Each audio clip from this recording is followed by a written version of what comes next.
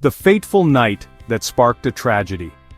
It was supposed to be an ordinary Tuesday night in Halewood, Oregon. The small, picturesque town was nestled away from the chaos of big city life, a place where everyone knew everyone. Its streets were lined with mom-and-pop stores, and the faint aroma of fresh-baked bread often drifted from the corner bakery. On March 14, 1990, spring was timidly peeking through the chill of a Pacific Northwest winter. Cherry blossoms fluttered in the gentle breeze, and the locals seemed to have no reason to suspect that the serenity of this quiet season would ever be disturbed. Nestled in the heart of downtown, the Serenity Cafe was a staple of Halewood life.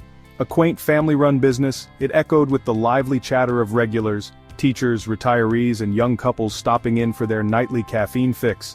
The cafe wasn't just a place to grab a latte, it was a social hub, a second living room for the townsfolk. On this particular evening, the cafe was winding down its operations just as it usually did. By 9:30 p.m., the chairs were being stacked on tables, the cash register was being tallied, and the warm glow of its twinkling fairy lights signaled the end of another peaceful day.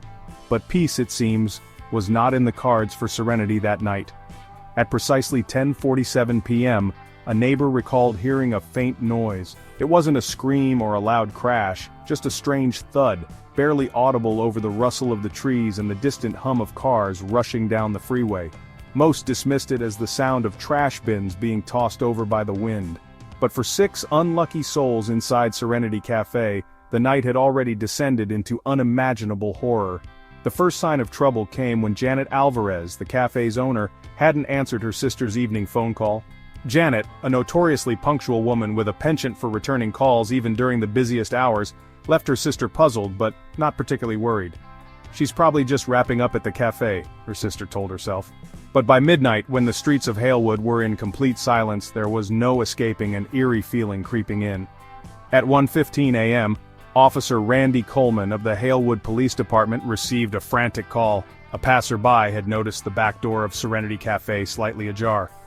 "Doesn't look right," the caller had said. "The cafe is usually closed up tight by now." Moments later, Officer Coleman, accompanied by his partner, arrived at the scene. From the outside, Serenity looked just as it always had, quaint, untouched. Its signature chalkboard menu still bore the handwritten special of the day, hazelnut mocha with cinnamon roll combo, $3.99. But something was off. The faint glow of the cafe's signature fairy lights had dimmed, as if they too registered the darkness within. Coleman and his partner hesitated for a moment before stepping inside through the back door, which swung open far too easily under Coleman's hand. What they discovered shocked them to their cores. Blood trailed the floor like a grotesque artist's brushstroke. Chairs were overturned, coffee cups smashed.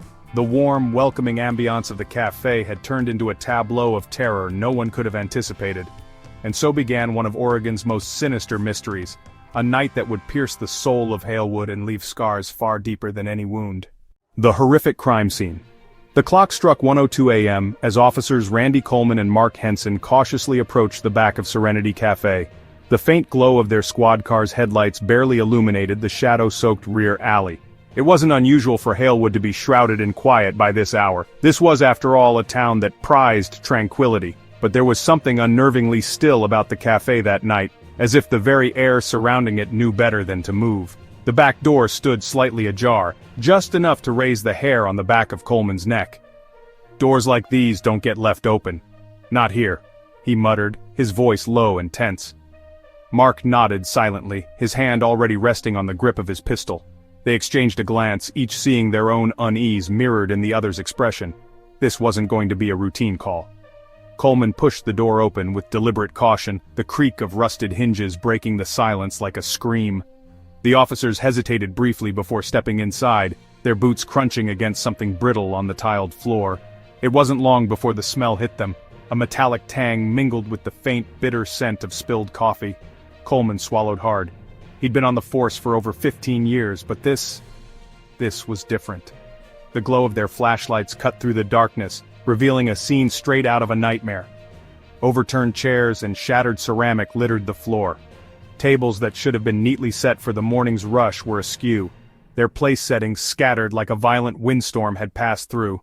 Trails of dark red stains snaked across the floor, leading deeper into the cafe where the beams of light landed on something even more chilling. A lifeless hand stretched out from behind the counter. Coleman moved closer, his breath catching as the full gravity of the scene came into view. Janet Alvarez, the cafe owner, lay sprawled on the floor, her eyes glassy and unseeing. Blood pooled beneath her body, stark against the checkerboard tiles. "Randy!" Mark's choked whisper drew his attention to another grim discovery just a few feet away. Michael Hardy, the young barista who had worked at Serenity every evening shift for the past 2 years, slumped against the wall. His apron, now soaked through with crimson, was still tied neatly around his waist. The officers pressed on, their every step splashing faintly in the tacky liquid that streaked the floor.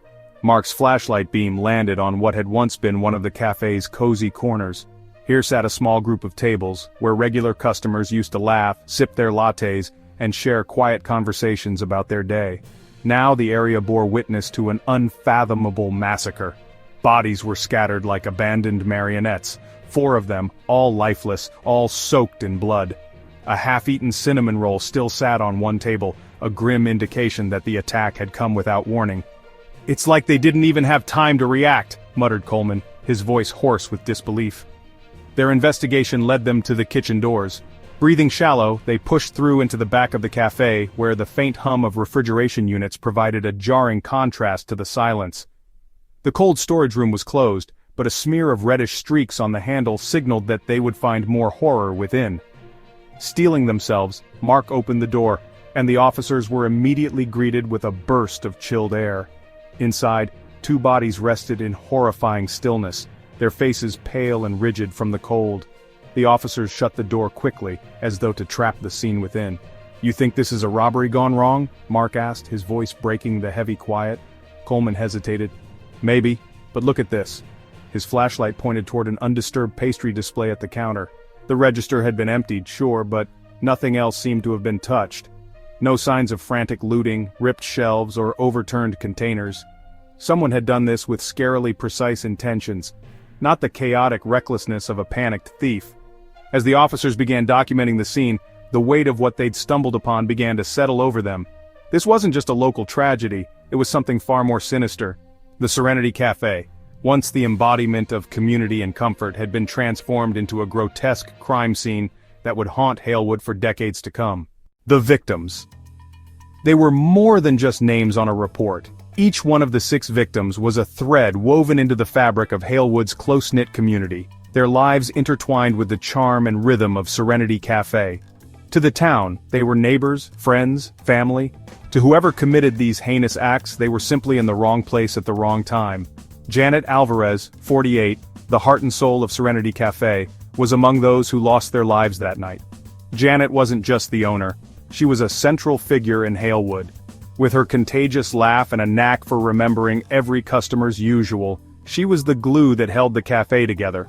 From her carefully curated chalkboard menu to her habit of slipping free cookies to the town's children, Janet had built a legacy that was as warm and inviting as Serenity itself. Her sister Maria described Janet as the kind of person who'd leave work late to help a friend in need, a fact that only deepens the cruel irony of her fate that night. Janet's body was found near the counter, her favorite spot to chat with regulars, where she had seemingly tried to make her final stand. Michael Hardy, 22, wasn't just a barista, he was the town's promising son. Fresh out of college and hoping to save up for grad school, Michael worked the closing shift at Serenity nearly every evening. Known for his quick wit and quiet charm, Michael had become a fixture among the regulars, who often stayed a few minutes longer just to exchange banter with him. Michael's mother, Linda Hardy, recalled how her son was always the first to step up when help was needed, whether it was volunteering at church or assisting with town events. That night, his mother had expected him home by 10:30 p.m. Instead, she would receive the devastating news that her son was among those killed in the cafe. The thought of him trapped and helpless still haunts her to this day. In the dim corner of the cafe, 4 lifelong friends had gathered for what seemed like any other evening. Tom Willis, Linda Moore, Patrick Feldman and Elisa Green were regulars at Serenity Cafe, stopping in almost every Tuesday night to sip on lattes or share slices of cherry pie as they caught up on life's little moments. Tom Willis, 54, was a retired history teacher at Halewood High. Known for his passion for storytelling, Tom had a way of bringing history to life for his students. His niece described him as the family historian, always documenting milestones and narrating tales that connected generations. He had spent much of his retirement chronicling Halewood's lesser-known stories, and it was said that he often found inspiration for his writings within the cozy walls of Serenity. Linda Moore, 50, worked as a nurse at the local hospital. Her co-workers remembered her tireless dedication to her patients and her fond habit of sneaking Serenity's cinnamon rolls into the break room after her shifts. Her life motto, "Kindness heals all," embodied her every action and brought comfort to countless lives in Halewood. Patrick Feldman, 47, was the town handyman, a jack of all trades who could fix anything and everything. He was a quiet man, a bit of a loner by nature, but he came alive in the company of his close-knit group of friends. Tuesdays at Serenity were his rare moments of respite, where he would laugh with his friends and allow himself a break from his otherwise demanding days. Elisa Green, 44, was the youngest of the group, known as the spark plug, who kept the conversations lively with her infectious energy. She ran a small flower shop down the street from Serenity Cafe and lived by the philosophy that flowers always make bad days better. Locals often joked that her shop smelled as sweet as her personality. The group sat together in the corner booth that had unofficially become theirs, sharing another round of stories over lattes and pastries. Their half-finished drinks and partially eaten dessert plates were left as haunting reminders of lives frozen mid-conversation. Each of these individuals, so deeply tied to the spirit of Halewood, had been struck down in a single act of incomprehensible malevolence. More than victims of violence, they were cherished parts of the community, people who celebrated its joys, nursed its wounds, and embodied its shared identity. Amid the shock and sorrow, their deaths left an aching void in the heart of Halewood. The tragedy was made crueler by its randomness. The 6 lives lost were the embodiment of everything the town held dear: warmth, friendship, and community. Their absence turned the Serenity Cafe, a place once alive with laughter and light, into a stark and bitter memory. The investigation's standstill. The Serenity Cafe massacre sent shockwaves through Halewood, a town unprepared for the level of cruelty that had unfolded in one of its most cherished corners. The investigation began in a frenzy the very morning after the bodies were discovered. Local officers, detectives from the State Department, and even federal agents joined forces to bring closure to a community that demanded answers. But for all their collective effort, the case soon ground to an agonizing halt. For starters, there were no witnesses. Serenity Cafe, tucked away on the quiet end of Maple Avenue, was surrounded by other small-town establishments that had all shuttered their lights by 9 p.m. The few neighbors within earshot either hadn't heard anything unusual or dismissed the faint thud as wind rattling trash bins or car doors slamming. There were no frantic 911 calls, no screaming, no signs outside the cafe to warn of the horrors occurring within. It was as though the crime had happened in a vacuum, unnoticed by anyone until long after it was over. The physical evidence, or the lack thereof, proved just as frustrating. Fingerprints were smeared or inconclusive, the work likely of someone who had worn gloves. There was no murder weapon left behind and no security footage to aid them. The cafe didn't have cameras, and the town's few street cameras faced the wrong directions, frozen snapshots of nothingness. The cash register was empty, missing approximately $2,000, but beyond this, Serenity remained eerily untouched.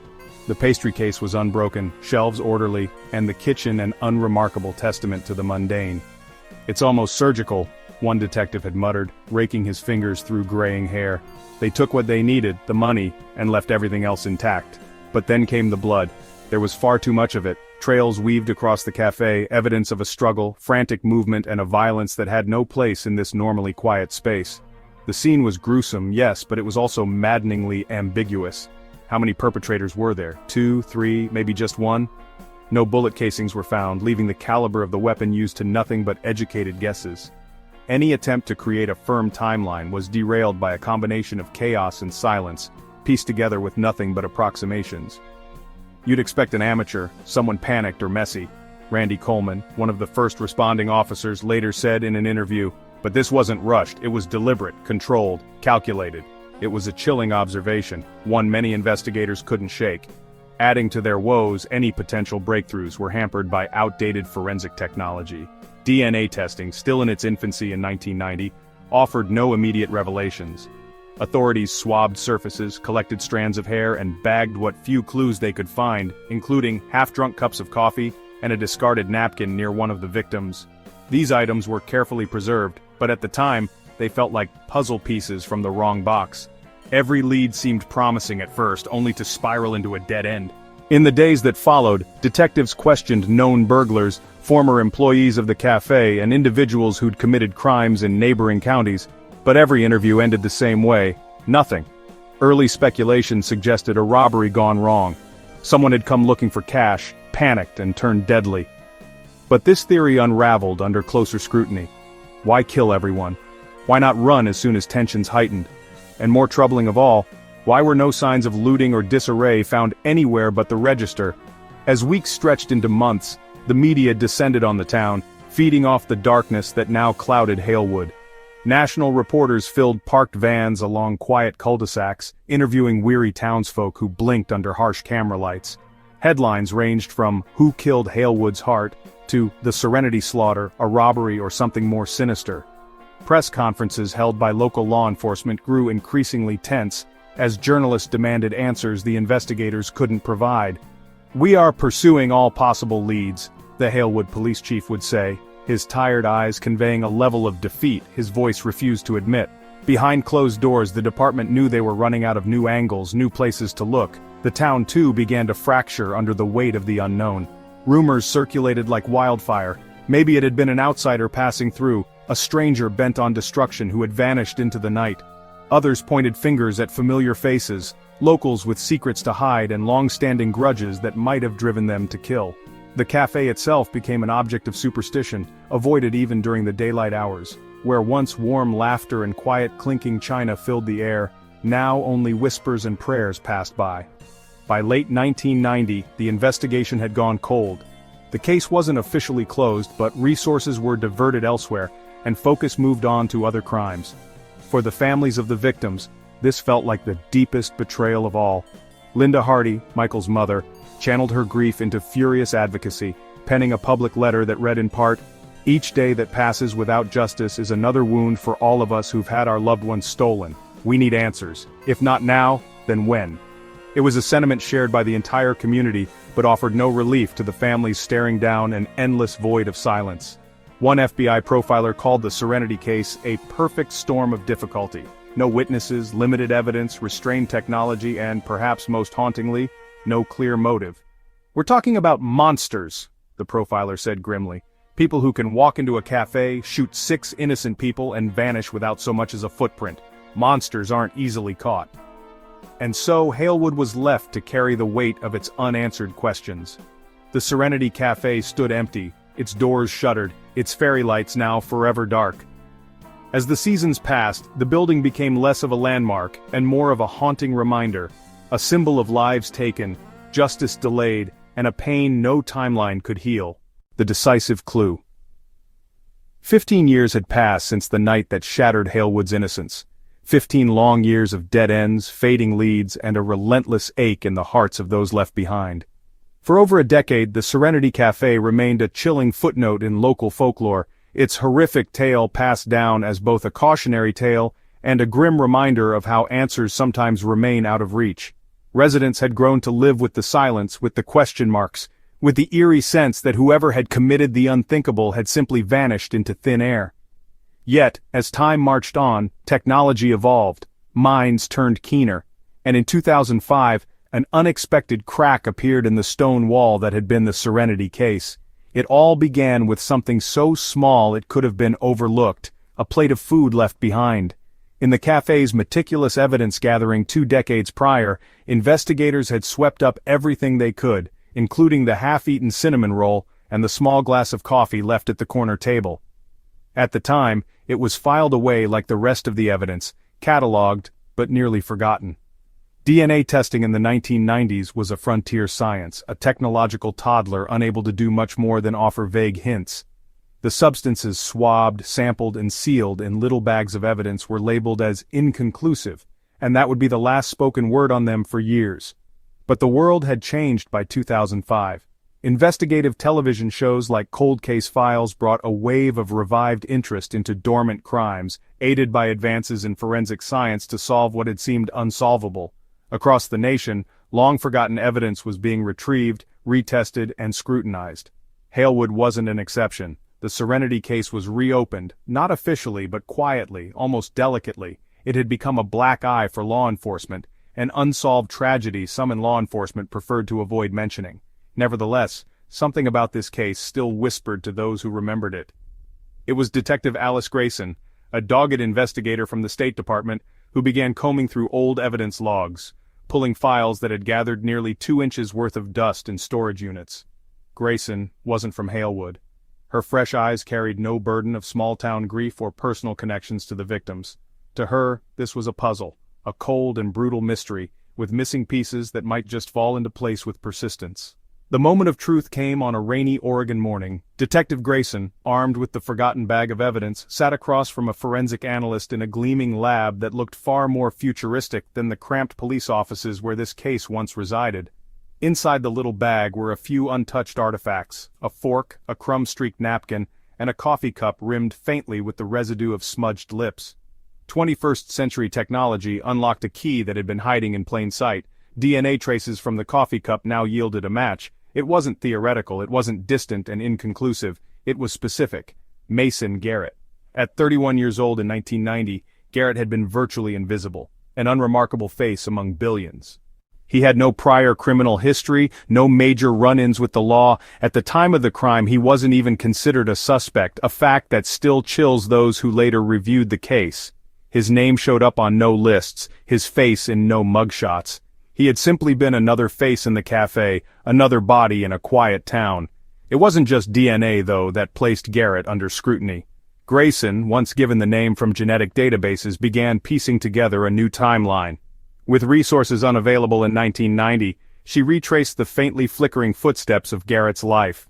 It turned out he had worked at Serenity Cafe once, a brief stint, nothing more than a passing job in his 20s. At some point before the murders, he had left the cafe not under scandal but unease. Co-workers interviewed years later described him as jittery, sometimes temperamental, prone to disappearing for days and reappearing with no explanation. Then there was the receipt, another innocuous piece of evidence that now screamed for attention. Investigators had initially dismissed the last recorded order, a cinnamon roll and drip coffee, time-stamped at 9:47 p.m., as falling within the cafe's normal business hours. But Serenity's staff schedule told a different story. They'd closed their door at 9:30 sharp, a routine so ingrained in their work ethic that Janet Alvarez herself had been known to gently usher lingering customers out. The presence of that order implied either a carelessness with the time frame or something far more deliberate. Grayson's discovery turned the investigation from ice-cold to blistering hot overnight. Garrett wasn't just a former employee. Witness testimony unearthed through painstaking re-interviewing suggested that Mason had harbored resentment toward Janet Alvarez, perceiving her as demanding and once calling her too controlling for her own good. These scattered fragments took on startling new clarity in light of the DNA match. But it wasn't until Mason's former girlfriend, Gina Green, entered the picture that the final threads began weaving into a net. Green came forward nearly 15 years late but delivered a statement as chilling as the icy air inside Serenity's cold storage. She remembered Garrett telling stories late one night, his words slurring from whiskey, the details almost too grotesque to be real. It was like a thrill to him, she told investigators. He didn't say it outright, it was always riddles, half jokes, but the way he described those places, I knew it was real. I knew he'd done it. Mason Garrett didn't just confess the crime, albeit between cocky smiles and cryptic whispers, he implicated someone else. Kevin Torres, another ghostly figure from Serenity's past, one who had worked closing shifts alongside Garrett all those years ago. DNA evidence on the remnants of the coffee matched with Torres as well, sealing the fate of both men. The cafe's last customers had unwittingly hosted their executioners, two men who used familiar faces and schedules to orchestrate one of Oregon's bloodiest crimes. What was initially ruled as a robbery gone wrong was, in Garrett's own words, just something to do. DNA on the chicken bone and other leftover items. It's often said that no crime scene can ever be completely sanitized. There will always be something left behind, a trace, no matter how careful the perpetrator. In the case of the Serenity Cafe massacre, overlooked remnants of the killer's presence, tiny, seemingly innocuous details, would become the key to unlocking a mystery that had haunted Halewood for over a decade. In the frantic hours following the discovery of the massacre, investigators scoured the cafe for anything that could provide a lead. Items were bagged, labeled, and filed away: shattered ceramic cups, blood-spattered menus, overturned chairs, and a checkbox list taken from the cafe counter. Among the chaos there were also more mundane findings, fragments of the quiet lives that had been shattered within those walls. These included a few leftover food items, seemingly unremarkable at the time: crusts of bread, a napkin smeared with cinnamon roll icing, and a chicken bone left on a small plate at one of the corner tables. At the time, those items were catalogued out of procedure, but no one saw them as crucial. In 1990, DNA testing was still in its infancy. It was expensive, slow, and often rendered inconclusive without substantial evidence to compare it to. The forensic team swabbed and stored various samples, but these efforts mostly led nowhere. The chicken bone, stained faintly with grease and a trace of saliva, was one of those dead-end items. It was analyzed, documented, and then forgotten, buried in a storage unit with countless other physical artifacts of the crime scene. Likewise, the coffee cup and even partially chewed gum remained as marginal details, sitting quietly in an evidence bag for years, waiting for a world that wasn't ready for their secrets. By the time the case had gone cold, these items had become little more than relics of a tragedy that seemed destined to fade into unresolved sorrow. But as the years ticked by, the science that had failed Halewood in its hour of need began catching up to its ambition. DNA profiling became faster, more advanced, and able to draw conclusions from even the smallest traces of genetic material. In 2005, the Serenity Cafe case was re-examined. Amid the clamor of reopened files and re-interviews, it was the forgotten objects, the chicken bone, the coffee-stained napkin, and a lipstick-smudged rim of a glass, that drew the attention of Detective Alice Grayson and the forensic team she had partnered with. "It's the stuff that feels irrelevant," Grayson later explained in interviews. "The things that get tossed aside because in the moment they seem too mundane to matter. Sometimes that's where the truth hides." Among these remnants, the chicken bone stood out. The oddness of its presence, an unfinished plate in a corner booth, suggested the killers might have tried to blend in, eating casually before enacting their gruesome crime. Investigators swabbed the bone again with updated protocols and sent it to a state-of-the-art lab. What came back was a revelation. The saliva left behind yielded a full DNA profile. It wasn't vague or partial, it was precise, providing a match with someone who had slipped through the cracks of the original investigation, Mason Garrett. But that was only the beginning. With this newfound profile in hand, forensics experts cast their nets wider. The coffee napkin, cinnamon roll crumbs, and the lip print on the glass were all retested with modern techniques.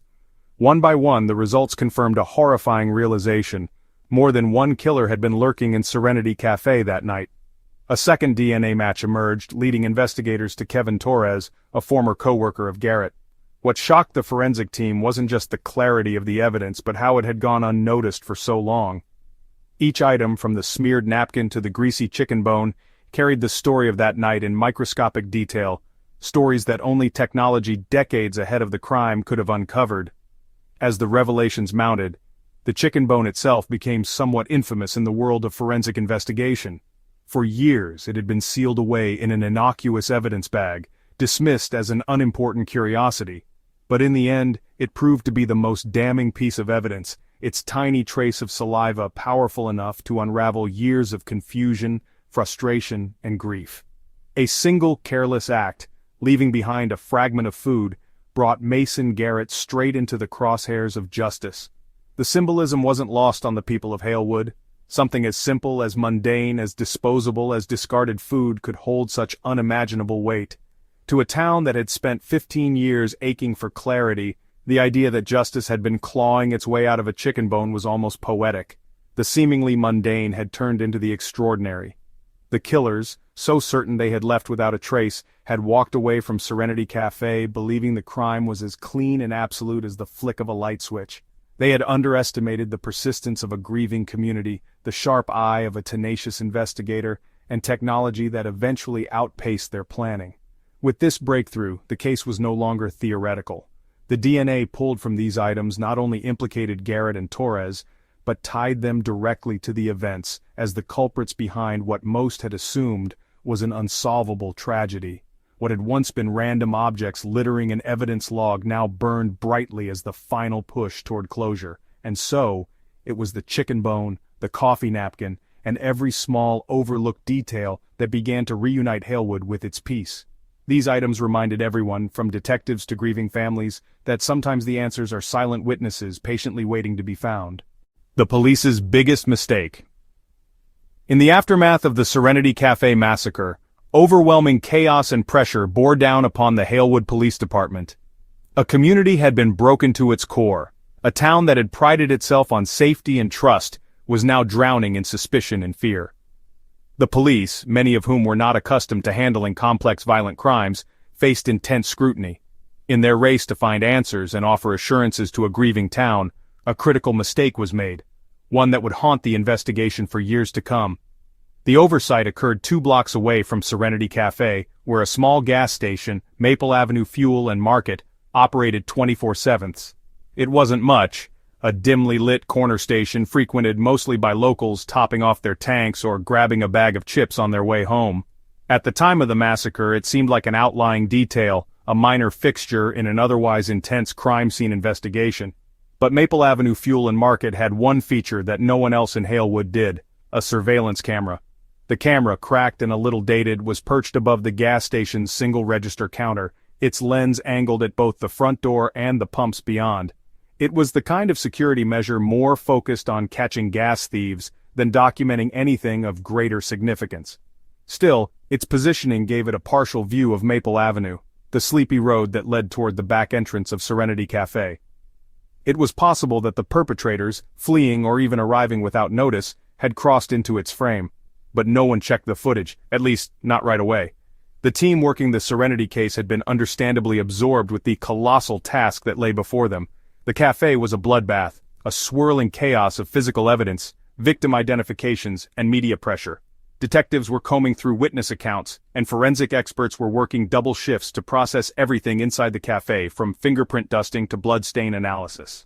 With each cascading wave of investigation, external possibilities like the gas station camera drifted to the background, seen as less urgent than tackling the tragedy contained within Serenity's walls. 2 weeks passed before someone finally brought up the possibility of external footage. By the time a junior detective was sent to Maple Avenue Fuel and Market to retrieve the tapes, the station owner delivered a devastating reality. The footage, stored on a system that looped every 7 days, had already been overwritten.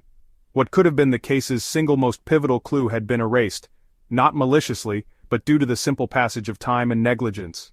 For many, this revelation felt almost like a second tragedy. The sheer enormity of what they had missed became a source of agony for all those involved in the investigation. What if the camera had caught the killers entering the cafe? What if it showed their car, their faces, or even the way they walked? Those 7 lost days now hung like a curse over the community. This was one of those mistakes you don't get to unwrite, Detective Mark Henson said many years later, his voice heavy with a guilt that never seemed to dissipate. We were too focused inside the cafe. It never occurred to us that what we really needed might have been right outside. The ramifications of this oversight were far-reaching. Without surveillance footage to corroborate the timeline, the investigation devolved into speculation. Witnesses suddenly felt less definitive. A neighbor who thought they'd heard a loud thud around 10:47 p.m. couldn't be confidently tied to the killers, as there was no visual evidence of their movements before or after the event. A cashier at a nearby diner claimed to have seen 2 shady men earlier in the evening, but with nothing concrete to place them on Maple Avenue, their testimony crumbled under scrutiny. The lack of video-based evidence meant that every theory rested tenuously on pieces of a puzzle that didn't quite fit together. The anger within the Halewood community boiled over. Local newspapers lambasted the police department for its short-sightedness. Families of the victims, desperate for justice, openly criticized how an opportunity so basic could have been overlooked. Linda Hardy, Michael's mother, gave an emotional interview. "It's painfully hard to know someone out there might have seen something or someone that could have given us answers. But all that's gone now. Gone because someone didn't think to act faster." Criticism from within the law enforcement ranks also grew louder. State and federal agencies who eventually became involved in the case quietly noted the poor handling of external canvassing and the lack of structured coordination early in the investigation. The problem wasn't just the mistake itself, one retired FBI profiler later said. It was that the clock was running from the moment they arrived on the scene. In cases like this, you don't postpone what could save you later. The gas station mistake lingered as an emblem of frustration, not just for investigators but for the families and people of Halewood who yearned for closure. As years stretched on and the case went colder, this oversight repeated itself in hushed conversations at the police station. It became a ghost that haunted otherwise capable detectives, something they tried and failed to leave buried in the past. But perhaps cruelly, this missed opportunity also strengthened resolve. It highlighted how fragile justice could be and how easily human error could dictate the course of a case. By 2005, when advanced DNA forensics finally cracked open the Serenity Cafe mystery, detectives like Alice Grayson carried a heightened awareness of the mistakes of their predecessors. "The gas station camera might not have been there for us," she explained in a televised interview after the case was solved. "But it was a lesson. We couldn't wait, not even a day, to chase every lead. We owed that much to Halewood." In the end, the story of the gas station camera endures as both a regret and a warning. It is a reminder of the razor-thin margins separating resolution from failure, of the fragility of evidence in a world where time doesn't stop for anyone, not even for justice. A new lead from a woman's accusation. It was an ordinary spring afternoon in 2005 when the phone rang in Detective Alice Grayson's office. She had been knee-deep in cold case files for weeks, combing through long-forgotten details of the Serenity Cafe massacre. Most days her phone only brought dead ends, anonymous tips that led nowhere, sightings of suspicious figures that turned out to be harmless drifters, or worse yet, prank callers looking to toy with a tragedy. But this call was different. On the other end of the line was a woman named Gina Green, and her story would change everything. "I think I know who did it," Gina said, her voice shaking. There was a pause, long and heavy, as though even saying the words out loud was an act of betrayal. "It's my ex-boyfriend, Mason Garrett." Grayson straightened in her chair, heart quickening. In the 15 years since the massacre, hundreds of names had been suggested to the authorities as suspects: angry customers, disgruntled former employees, felons passing through Halewood. Most had been dismissed almost immediately. What made Gina's statement different was the fear underlying her voice, a rawness that suggested she had been holding onto this secret for far too long. "Let's start from the beginning," Grayson said, trying to keep her voice calm. "Why do you think it's him?" Gina hesitated, as if weighing her choices.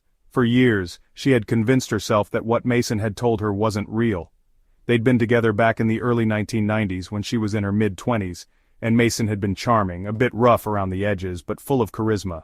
Their relationship had been turbulent, a roller coaster of passion, fights, breakups, and reconciliations. But over time her initial attraction to his bad boy persona gave way to unease. There were things Mason said, dark little comments that gnawed at her. Back then she never thought to question them too deeply. He used to talk about that cafe," Gina began slowly. "Serenity. Said he worked there for a while, hated it. Said Janet Alvarez," her voice cracked slightly at the name, "was a control freak. That she treated him like he was nobody. He'd talk about her in this way that scared me. Like he hated her, really hated her." Grayson scribbled furiously as Gina spoke, her pen flying across the notepad.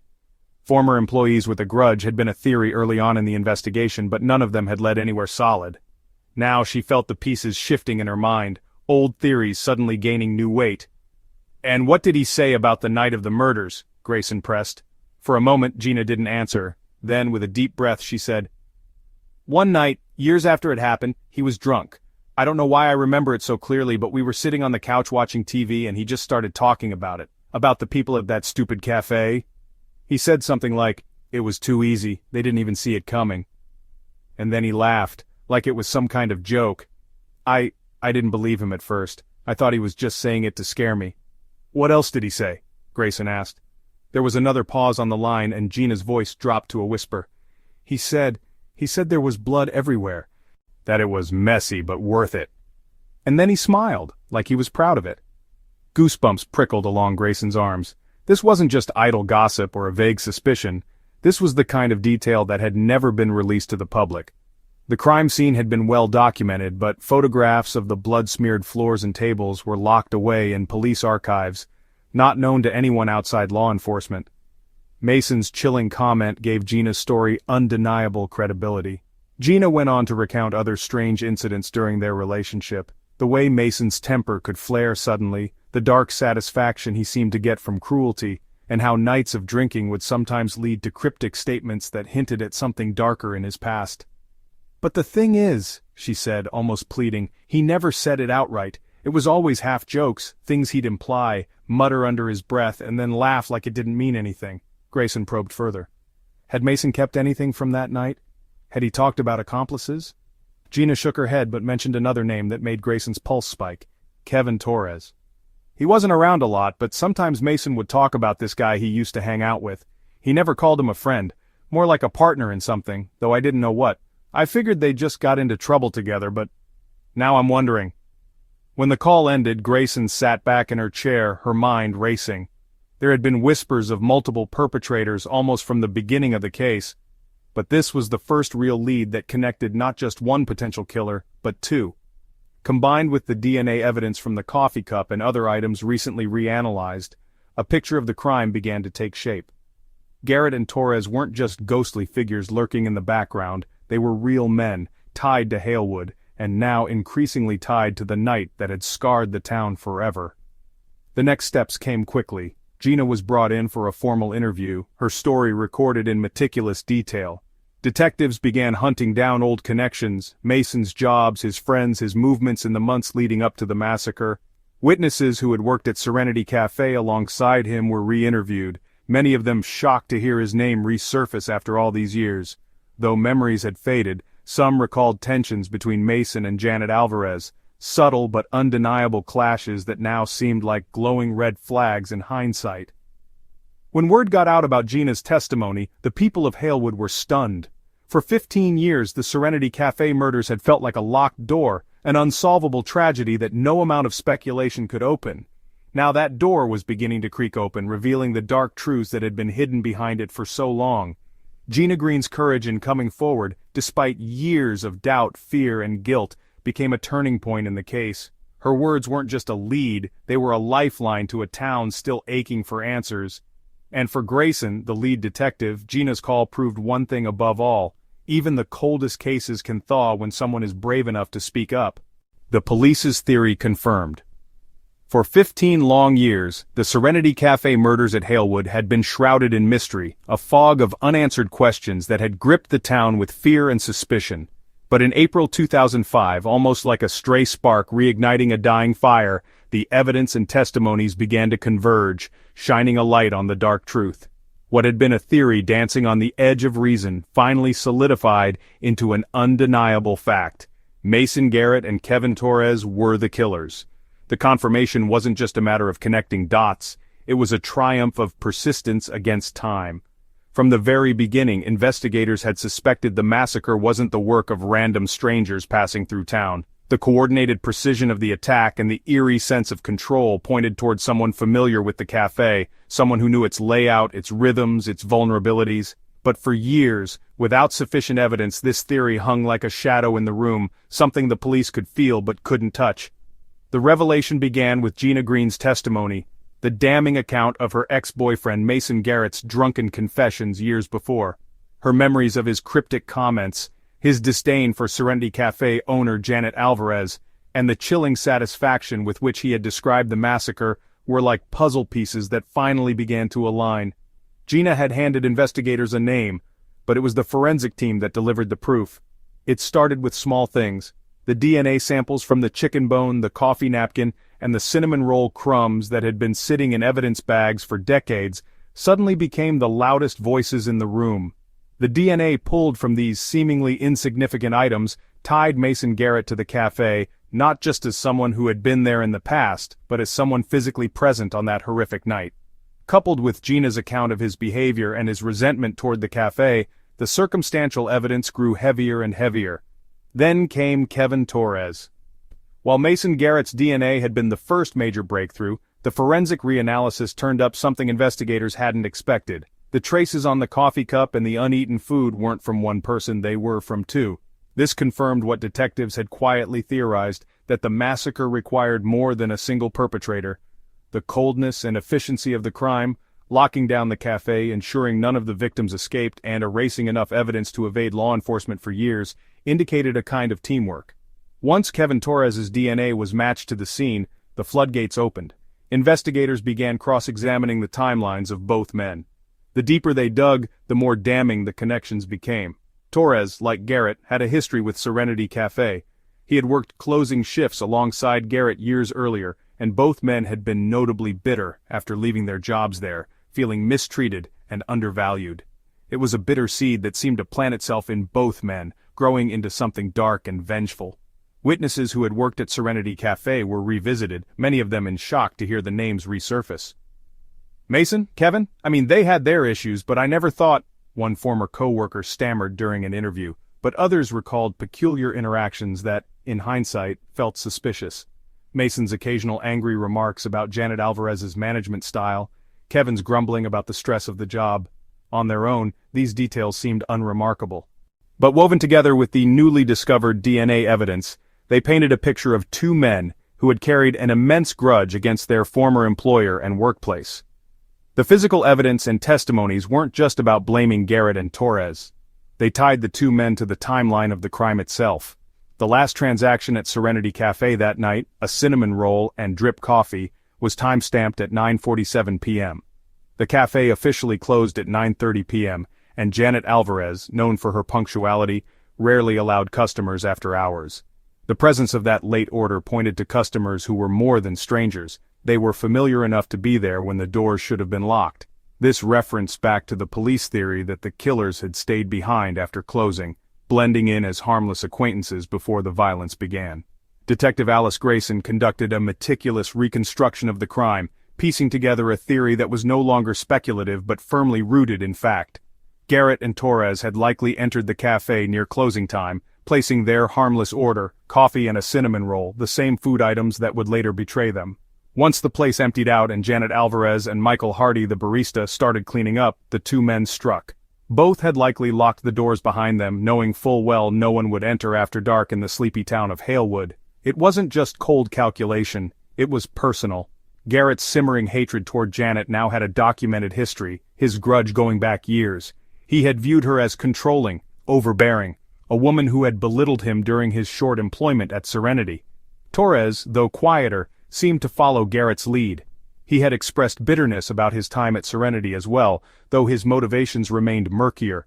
When faced with mounting evidence, Mason Garrett and Kevin Torres no longer maintained their innocence. During questioning, Garrett reportedly leaned back in his chair, his smirk vanishing only occasionally. "Yeah, it was us," he said at last, the words slicing through years of frustration for investigators. But the flippancy of his confession was almost worse than the crime itself. "It wasn't about the money," Garrett said in a chilling remark during his interrogation. "It was about control. They thought they owned us, thought they could tell us how to live. Well, we showed them." If Garrett's smugness was chilling, Torres's reaction was haunting in another way. Unlike his partner, Torres was less composed, visibly shaken during questioning. "I didn't want it to go like that," he muttered repeatedly, falling apart under the weight of what he had done. Still, there was no denying his role. DNA didn't lie, and neither did the evidence mounting against him. For the people of Halewood, the confirmation of the police's theory was both a vindication and a heartbreak. Vindication because after years of speculation, there was finally clarity. The who, the how, and the why had all come to the surface, offering answers to questions that had plagued families and citizens alike. But it was also a bitter heartbreak to see friendly faces, former employees, people who had once been part of the community, were behind a crime so monstrous it defied belief. As Garrett and Torres awaited trial, Halewood stood still, grappling with its dual sense of relief and sorrow. A theory had been confirmed, but the wounds it reopened reminded everyone that no amount of evidence could truly undo 15 years of grief. The chilling confession. When Mason Garrett and Kevin Torres were brought into separate interrogation rooms in the spring of 2005, the stakes were higher than ever. Investigators had already built a mountain of evidence against them. DNA on the chicken bone, lingering traces on the coffee napkin, and even Gina Green's damning testimony linking Garrett to confessions made during drunken late-night conversations. The walls of justice were finally closing in, but what the investigators didn't expect What would haunt everyone who heard it was the chilling ease with which Garrett and Torres recounted the night of the Serenity Cafe massacre. Mason Garrett leaned back in his metal chair, chin high, arms resting on the table as though he were entertaining company, rather than staring down the barrel of a life behind bars. His demeanor was unnervingly casual, a smirk playing at the corners of his mouth while Detective Alice Grayson shuffled her papers. The room, dimly lit by a single overhead bulb, carried a cold stillness that mirrored the gravity of the situation. "So," Garrett began before Grayson even asked a question, "what do you want to know first?" His voice was low, almost amused. "How we did it or why we did it?" Grayson didn't flinch. She had been working this case long enough to know not to give her suspect the satisfaction of rattling her. She met his gaze with an icy stare, her pen hovering over the notepad in front of her. "Both," she replied evenly. "Start with the how." Garrett's smirk widened. He leaned forward, clasping his hands on the table as though he were about to tell a campfire story. "It was easy, really," he said. "Easier than you'd think." He recounted the night in unnervingly vivid detail, his tone casual and matter-of-fact, as if he were describing a mundane event like grocery shopping or a routine day at the gym. Garrett and Torres had arrived at the cafe shortly before closing time, ordering coffee and a cinnamon roll to keep up the appearance of just being a couple of harmless customers. "We knew Janet wouldn't kick us out," Garrett said, shrugging. "We'd both worked there, remember? She knew us. God, she was so polite." He laughed, a sharp, hollow sound that made Grayson's stomach turn. She probably thought we were just two old employees reminiscing. As the last regular patrons filed out and the doors were locked for the night, Garrett and Torres moved to a corner booth and waited while Janet Alvarez and barista Michael Hardy began their closing duties. "We waited for the right moment, you know," Garrett said, his voice low but steady. "Didn't want to rush it. Michael was wiping down tables. Janet was fiddling with the cash register. It was all so normal." Grayson kept her expression neutral, but inside her mind was racing. Every word felt like a dagger twisting deeper into the heart of the case. Garrett had no remorse, no hesitation, only pride or perhaps amusement at the chaos he had orchestrated. "And then?" she pressed, biting back the anger rising in her chest. "Well," he drawled, leaning back again, "then we locked the back door." I think that's when Janet realized something was wrong. She looked up, and I swear for half a second she was going to tell us to leave, but, too late for that. He went on to describe the attack, his words as sharp and cold as the blade he used that night. It was less about the money in the cash register, although they had taken it, nearly $2,000, and more about settling old scores. "Janet thought she was better than us," Garrett said, his voice dripping with venom. "Always telling us what to do, how to do it, like we were her little soldiers or something. I had to show her. I had to show all of them." Grayson's hand tightened around her pen, but she said nothing. Let him talk, she thought. Let him bury himself. Garrett described how he and Torres had meticulously ensured no witnesses were left behind, walking through the cafe with a terrifying calmness as they silenced everyone inside. "They didn't even see it coming," Garrett said with a smirk that sent chills down Grayson's spine. "It was like, I don't know, like snapping your fingers. One minute they're sitting there drinking coffee, laughing. The next, gone." In the neighboring room, Kevin Torres was far less composed. While Garrett reveled in the telling, Torres crumbled under the pressure of the interrogation. He hunched over the table, his hands shaking, his gaze fixed on the floor. "I didn't want to do it," he murmured, his voice barely audible. "It wasn't supposed to be like that. Mason, he had this anger. I don't even think it was about the cafe, it was bigger than that. But I couldn't stop him." Torres described following Garrett's lead, the weight of his guilt seeming to grow heavier with every word. "He just turned," Torres said, his eyes filling with tears, "like a switch got flipped. I thought we were just going to scare them, maybe steal the cash, but then Janet said something, I don't even remember what, and Mason just lost it. After that, there was no going back." While Garrett painted himself as the mastermind, Torres portrayed himself as a reluctant accomplice, though his DNA at the scene and his actions that night told a different story. He may not have been the driving force, but he was no bystander either. The confessions from both men, though differing in tone, aligned perfectly with the evidence. The timeline, the brutality, the lack of remorse, it all fit. For the families of the victims, however, the confessions brought no comfort. If anything, they deepened the wound. Hearing Garrett's chilling words, his complete lack of empathy for the lives he destroyed, was an indescribable pain. To him they were nothing, Linda Hardy, Michael's mother, said in an interview. My son was nothing to that monster, just a problem to be erased. The community of Halewood grappled with the weight of the truth. For 15 years, the Serenity Cafe massacre had been an unsolved nightmare, a shadow hanging over the town. Now, with Garrett and Torres's confessions, the shadow had been dragged into the light, but it wasn't any less dark. The tragic courtroom finale. In the early months of 2006, Halewood's long-hanging shadow of grief and anger over the Serenity Cafe massacre culminated in the small but packed courtroom of the county courthouse. The trial of Mason Garrett and Kevin Torres wasn't just a legal proceeding, it was an emotional reckoning, the moment that would either close the wounds of a hurting town or tear them wide open again. For weeks leading up to the trial, the entire town held its breath. The evidence against Garrett and Torres was overwhelming. The DNA on forgotten artifacts, the damning testimony of Gina Green, the discovery of their motive, and most chilling of all, their contrasting yet equally incriminating confessions. But for the families of the 6 victims and the people of Halewood, it wasn't just about the verdicts. They wanted answers. They wanted to hear the words aloud, to see justice not only determined, but delivered. Inside the courtroom, the atmosphere simmered with tension that felt impossible to shake. On the prosecution side sat Lynn Archer, a fierce and seasoned district attorney who had taken on the task of representing the victims and their families.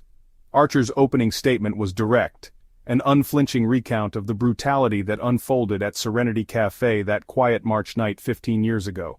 She painted the picture vividly, deliberately. The cheerful cafe, the unsuspecting staff and friends who had gathered there, and the sudden eruption of blood and violence at the hands of Garrett and Torres. Her voice didn't waver, though others in the room did.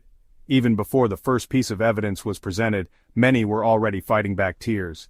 Facing Archer was the defense team, unremarkable and stoic. Their strategy, limited by undeniable evidence, focused on showing Kevin Torres as a manipulated follower, coerced by Mason Garrett's more dominant and vengeful persona.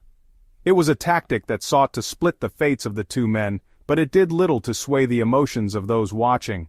To Halewood, Torres may have been quieter, even regretful, but his participation in the killings was indisputable. And there, sitting side by side at the defense table, were the two men at the center of it all. Mason Garrett, undeniably confident, slouched casually in his chair throughout much of the proceedings, appearing more aggravated by inconvenience than by guilt. He smirked occasionally as if offended that anyone believed they could hold him accountable. This was Garrett's spectacle, his final opportunity to show how above it all he felt.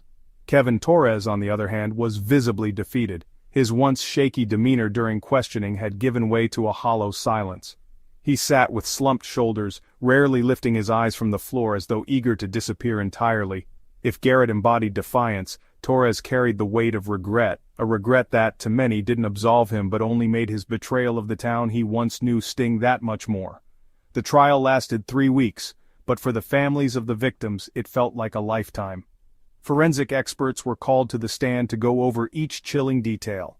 How the DNA evidence tied both men to the crime scene, how the chicken bone and coffee napkin became undeniable proof of their presence. Investigators recounted the timeline, showing how Garrett and Torres orchestrated their plan to exploit their familiarity with the cafe's layout and rhythm. Witnesses who had worked with both men years ago took the stand, many visibly distressed as they described Garrett's simmering hatred for Janet Alvarez and Torres's quieter grievances during their time as Serenity employees. But what struck the hardest wasn't the cold, clinical facts. It was the testimony of the victims' families. Maria Alvarez, Janet's sister, was one of the first to speak. She stood at the witness stand with a photograph of Janet clutched in her trembling hands.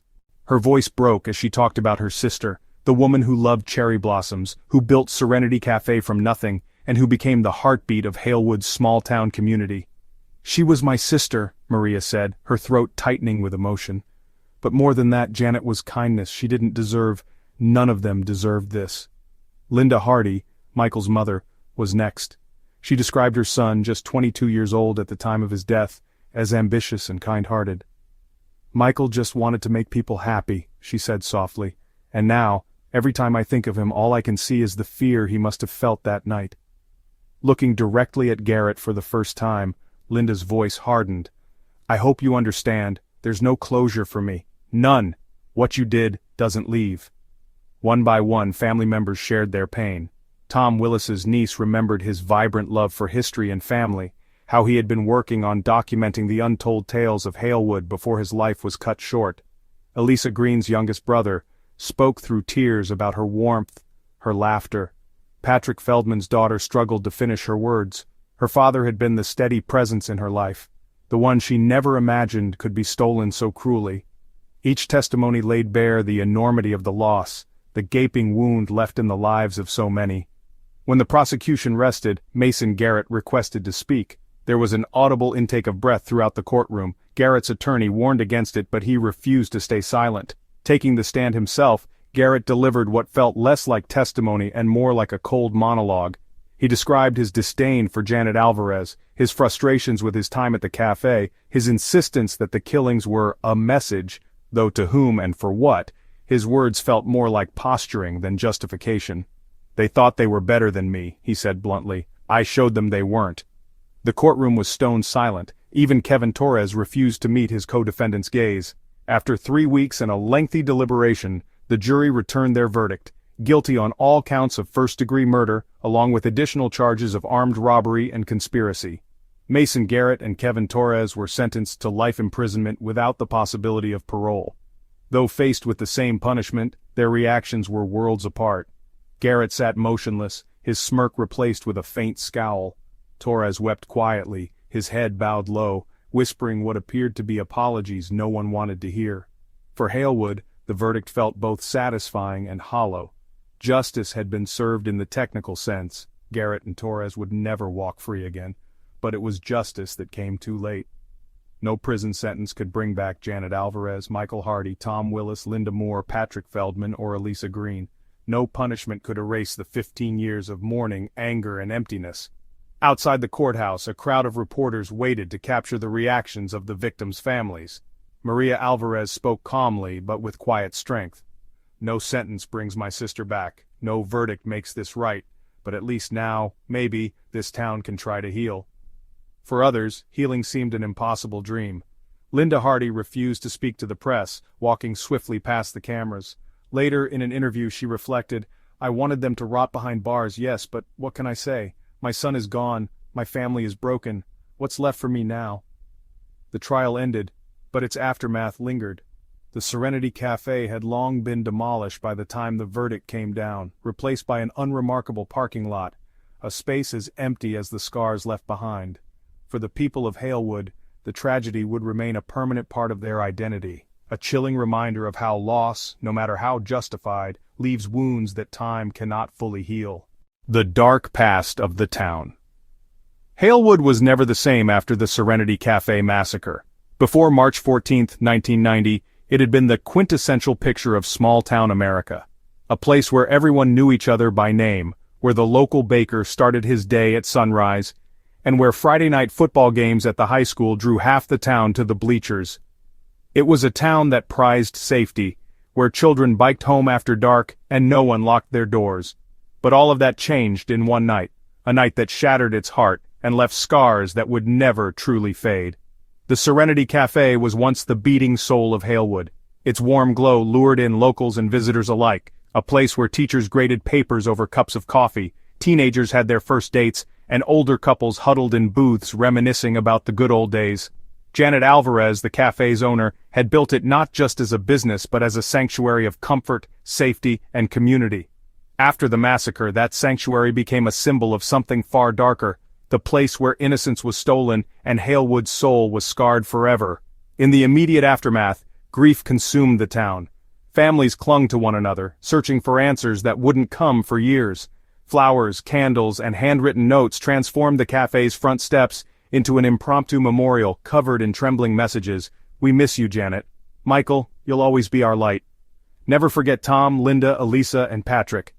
But grief turned into something else, a slow, creeping sense of paranoia that blanketed the community.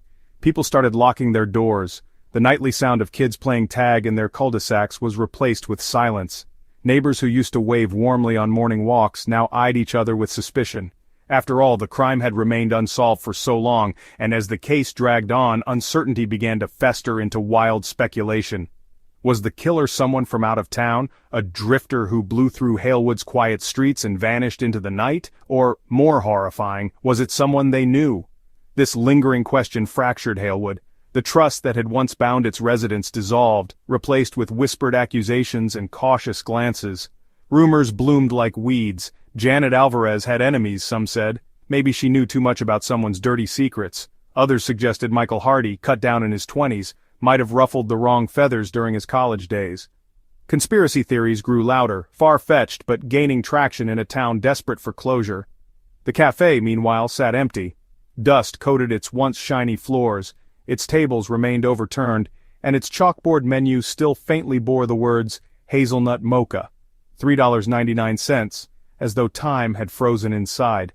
People avoided walking past it, crossing to the opposite side of the street if they had to pass by at all. The building became more than a crime scene. It became a haunting reminder of just how fragile Halewood's sense of security had been.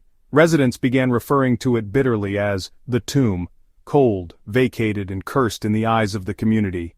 As years passed, efforts to revive the cafe proved futile. No one wanted to lease the space, let alone operate a business there. It lingered, not just as an eyesore but as an emotional landmine for anyone who dared approach it. Teens would dare each other to break in, whispering stories about how the floors were still stained with blood, only to sprint away before stepping foot inside. Ghost stories spread, painting the cafe as haunted by the restless spirits of its victims, as though the violence of that night had left an eternal echo. Eventually, the decision was made to demolish it. The cafe was torn down piece by piece, a cathartic act for some but a bitter reminder for others. It was replaced with a bland parking lot for a nearby grocery store, an empty space that drew no attention. But even without the cafe standing as a physical reminder, its shadow loomed large. Memory and trauma don't just evaporate, they embed themselves into the very fabric of a place. And Halewood had changed. The once tightly knit community remained divided in subtle but persistent ways. The massacre gave people reasons to stop trusting, to keep their secrets closer to their chests. The town kept growing, new families moved in, new businesses opened, but for those who lived through it, the Serenity Cafe was a permanent part of Halewood's identity. Newcomers would hear the story, of course, told in hushed tones by older neighbors, the massacre that scarred the town, the killers who walked free for 15 years, the cursed cafe that stood as a reminder of everything Halewood lost. Even after Mason Garrett and Kevin Torres were finally convicted in 2006, the resolution didn't fully heal the town. For some, it only reopened the wounds. Their emotions were raw when the truth emerged. Two young men who had called Halewood home, who had worked in the cafe, had been the masterminds of the carnage. The killers weren't strangers from the outside. They were part of the community. It was deeply unsettling. The idea that monsters didn't just come into their safe town from elsewhere but could be born among them would haunt Halewood for decades. "It's like we never really recovered," Linda Hardy said in an interview years after the verdict. Her son Michael was one of the victims. When you see something like that, hear about it on TV, or read about it in books, you think it happens in other places. You don't think it's going to happen to the people you know, to the people you care about. Her voice cracked as she added, "But it does. And when it does, you never really feel safe again." Town events, once lively and unapologetically cheerful, became quieter. The annual spring festival had dwindling attendance. Even the high school's Friday night football games became less of a gathering point. Serenity Cafe's absence wasn't just a gap on a crowded street, it was an absence in the town's spirit. The massacre had extinguished something Halewood couldn't find again, the belief in its own innocence. Children who grew up in the aftermath were raised with an underlying fear their parents never carried, not just of strangers but of betrayal by the familiar. Though the case had been solved, Halewood never forgot how long it had stayed cold, how close the killers had lurked before they were finally unmasked. It was a reminder of how darkness could hide in plain sight, unnoticed until it was too late.